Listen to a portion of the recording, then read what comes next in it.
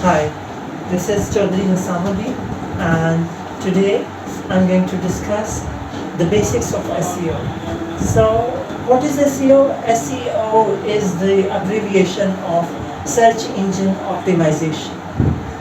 At first, it would appear to you very complex and compounded, but if one has grabbed the basics of SEO, you can simply and easily apply those basics, the SEO, to your website.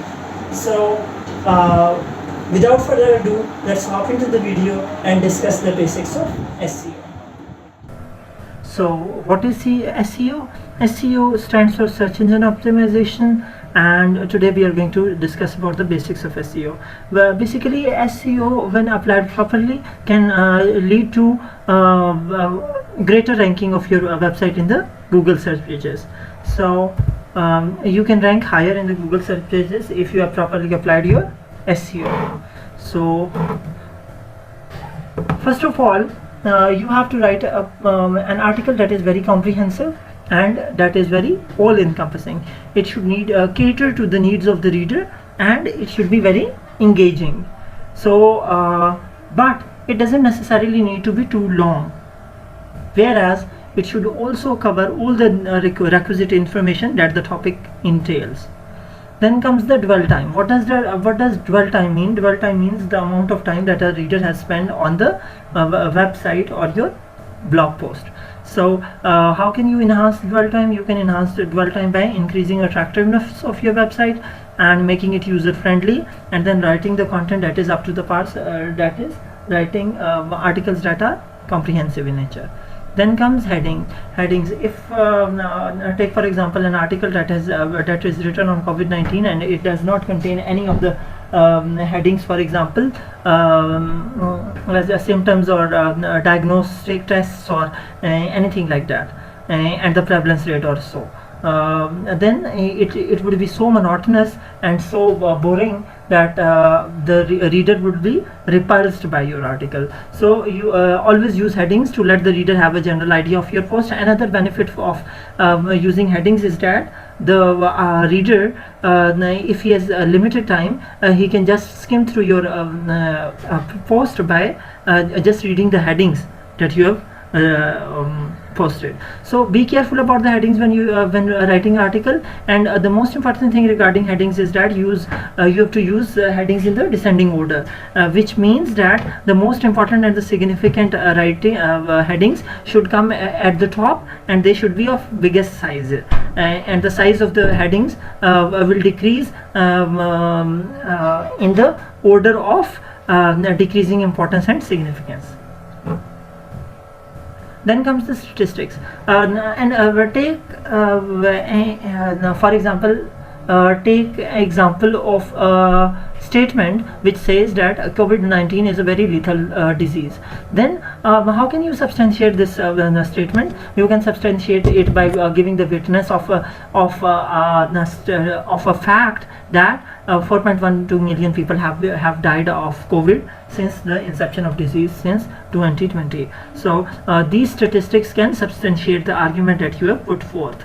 So statistics help reader recognize the significance of your post. Then comes the zombie pages, and take for example a person who has started a blog post. Initially he writes the articles without any sense and just for fun, and those are not up to the par. Then gradually with the passing of time he gets hold of the writing, and his writing becomes very authenticated and attractive. So the pages that he had uploaded on the website previously initially would be called the zombie pages, that are recording very low audience on his website. So and they must be affecting the overall websites. So deleting such pages makes him left with only high quality traffic generating pages that will enhance the overall stats of his website.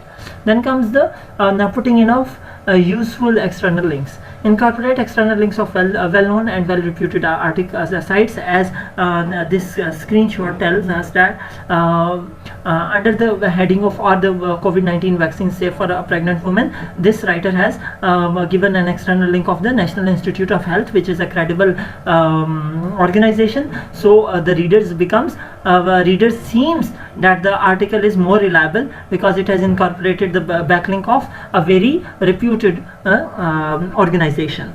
So you have to use external links from reputed sites. Then comes the images. Try using images that are self-made and unique.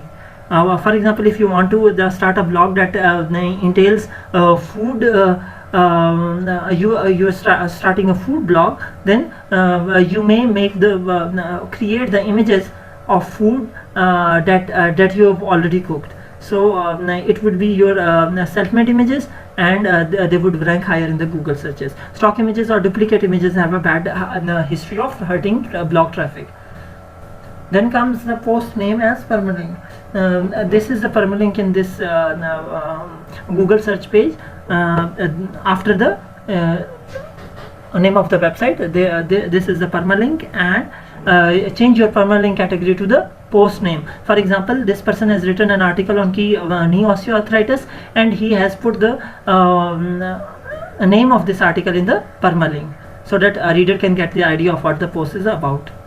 Then comes the using of keywords in the URL. Keywords must be inculcated in the URL to enhance flow of the traffic to your post.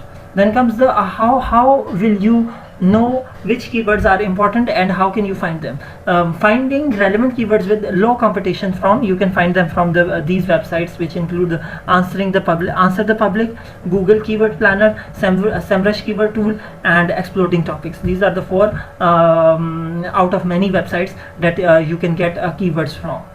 Remember this thing, that the keywords that you are using must be long-tailed keywords, and they should be of low competition. Then comes the LSIs. What is LSI? LSI stands for Latent Semantic Index. These are the words and phrases that are closely related to your keywords, and you can find LSIs from the suggestion at the top of the Google search page, as indicated in this screenshot. User friendliness of your website. Make your website user friendly, so that according to a research, most of the traffic that comes to a website is from the source of mobiles. So you have to make your website more mobile friendly and easy to read. Use short paragraphs so that it becomes easy to read and more legible and more sensible. Then layout should be simple and reading friendly. Then comes the meta description. What is meta description? The description of your article below the title in the Google search page is the meta description. Meta description is the description of the post shown on the Google search page.